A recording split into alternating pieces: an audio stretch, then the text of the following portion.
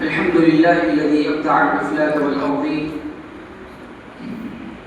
والصلاة والسلام على من كان نبيا وآدم بين الماء والطين، وعلى آله وأصحابه الأكرمين الأفضلين الأجمعين. أما بعد، فقد قال الله سبحانه وتعالى في كلامه المجيد والفرقان الحميد: فأعوذ بالله من الشيطان الرجيم، بسم الله الرحمن الرحيم.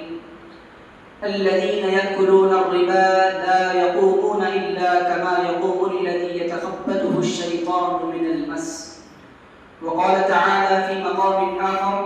فأذنوا بحرب من الله ورسوله. صدق الله العظيم. معزز بزرگان دین اور سامعین کرام اور عزیز بچوں، السلام علیکم ورحمۃ اللہ وبرکاتہ۔ اللہ سبحانہ و تعالیٰ کے فضل و کرم سے اور حبیب پاک صلی اللہ علیہ وسلم کے صدقۃ رسول سے آج ہماری مسجد میں تراویح کے درمیان قرآن کا آدھا حصہ مکمل ہو گیا۔ اللہ سبحانہ و تعالیٰ اپنے کلام مجید فرقان حمید میں ارشاد فرماتے ہیں: الذین یأکلون الربا لا یقومون الا کما یقوم الذی، کہ اے ایمان والو سن لو، جو لوگ سودی کاروبار کرتے ہیں، جو لوگ سود کھاتے ہیں، وہ لوگ کل قیامت کے دن کھڑے نہیں ہوں گے مگر اس حالت میں کھڑے ہوں گے کہ ان کو شیطان ٹچ کیا ہوگا، چھو لیا ہوگا، یعنی شیطان بھی ان کے ساتھ کھڑا ہوا ہوگا۔ کہیں فرمایا: فَأَذَنُوا بِحَرْبٍ مِّنَ اللَّهِ وَرَسُولِهِ، جو لوگ سودی کاروبار انجام دیتے ہیں ان کو آگاہ کر دو کہ اللہ اور اس کے رسول کی جانب سے ان کے لیے جنگ اعلان ہے۔ معزز حاضرین کرام، جس طرح شریعت اسلامیہ نے مسلمانوں کو بعد اسلام کے کئی چیزوں کو حرام کر دیا، ان کئی چیزوں میں سے ایک چیز یہ ہے کہ انسان مسلمان پر سودی کاروبار کو حرام کر دیا گیا۔ سودی کاروبار ایک ایسی شے ہے جس کو پہلے کے زمانے کے لوگ حلال جانا کرتے تھے، مگر اللہ سبحانہ و تعالیٰ اس کو رد کرتے ہوئے سود کو حرام فرما دیا۔ سود کیا ہے؟ سود کس کو کہتے ہیں؟ ایک چیز کا تبادلہ ایک جنس سے ہو تو اس کو سود کہتے ہیں، یعنی اگر کوئی شخص ایک سیر گندم دے کر 2 سیر گندم لے رہا ہے تو یہ سود ہے جو کہ ناجائز ہے اور حرام ہے۔ اسی طرح اگر کوئی شخص 100 روپے قرض دے کر 110 روپے قرض لے رہا ہے تو یہ بھی حرام قرار دیا گیا ہے۔ اگر اس کے برخلاف اگر انسان سونا 1 گرام سونا دے کر 2 گرام چاندی لے لے تو یہ بالکل جائز ہے۔ ان کے برخلاف اگر 1 گرام سونا دے کر 2 گرام سونا لے لے تو یہ حرام ہے، یہ سود میں شمار کیا جاتا ہے۔ اللہ کے نبی صلی اللہ علیہ وسلم نے فرمایا کہ اے مسلمانوں، سود کے اتنے بڑے گناہ ہیں، اتنے اس کے بلند درجات ہیں، اتنے اس کے گھٹیا مراتب ہیں کہ اس کو بیان نہیں کیا جاتا، مگر احادیث مبارکہ میں 73 درجات جو ہے سود کھانے والوں کے گناہوں کے درجات لکھے گئے ہیں، جن میں سے اللہ کے نبی نے فرمایا ان میں سے سب سے چھوٹا گناہ یہ ہے کہ سود کھانے والا شخص اپنے ماں کے ساتھ زنا کرنے کے بعد۔ اللہ، اس سے بڑھ کر اور کیا وعید ہو سکتی ہے سود کھانے والوں کی؟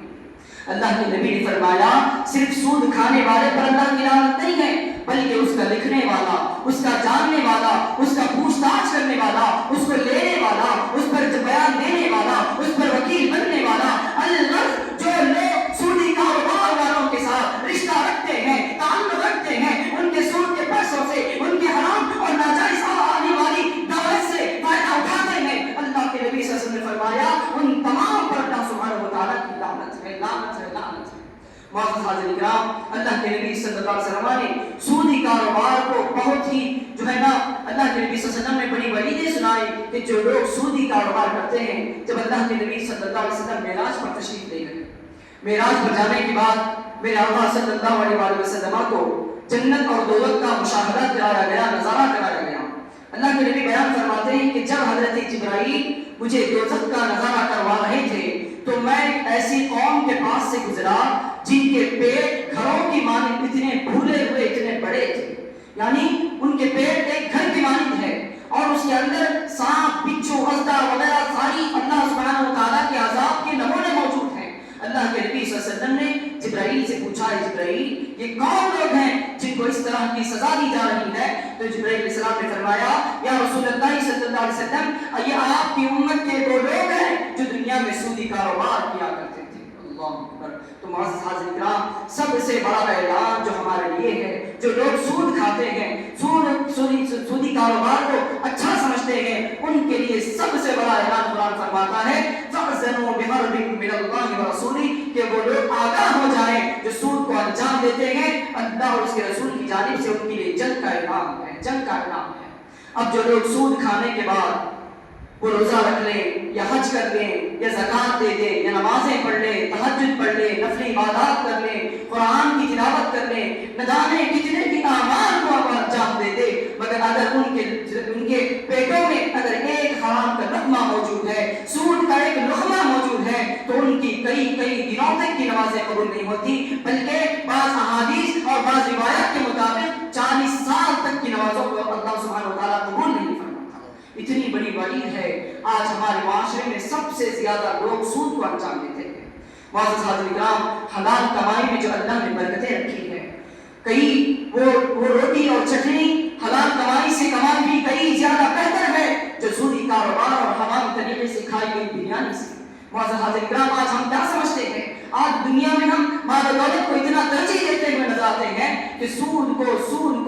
کھاتے ہوئے نظر آتے ہیں۔ تو معزز حاضرین کرام، آج رہتی دنیا تک ہمیں اس بات کا اندازہ نہیں لگتا کہ سود کھانے کے کیا نقصانات ہیں، مگر یقین مانے احادیث کی کتابوں میں لکھا گیا ہے جو لوگ سودی کاروبار کرتے ہیں وہ مرنے سے پہلے اللہ سبحانہ و تعالیٰ ان کو ایسی بیماری میں مسلط فرماتا ہے کہ جتنا انہوں نے کمایا اس کا ڈبل وہ دواخانوں میں رکھتے ہوئے نظر آتے ہیں۔ اور ان کے آنے والی نسل میں کبھی علماء موجود نہیں ہوں گے، کئی حفاظ موجود نہیں ہوں گے، اور اس طرح وہ اللہ کے ملعونین میں شمار کیے جائیں گے۔ معزز حاضرین کرام، سود کھانے سے اپنے آپ کو پرہیز کریں۔ سود کھانے کے بعد انسان کی نمازیں قبول نہیں کی جاتی، انسان کے روزے قبول نہیں کی جاتے، انسان جو بھی اعمال صالحہ کرے سود کھانے کے بعد سود کے پیسوں سے اگر روزہ افطاری کراتا ہے تو وہ بھی اس کے منہ پر مار دیا جائے گا۔ الغرض معزز حاضرین کرام، ہمیں اس بات کی شریعت اسلامیہ حکم دیتا ہے کہ مسلمان جس حالت میں تو ہے، چاہے وہ غربت کی ہے، مساکین کی حالت میں ہے، تو جس حالت میں ہے اللہ کا شکر ادا کر، جو اللہ نے عطا کیا ہے اس پر اللہ سبحانہ و تعالیٰ کا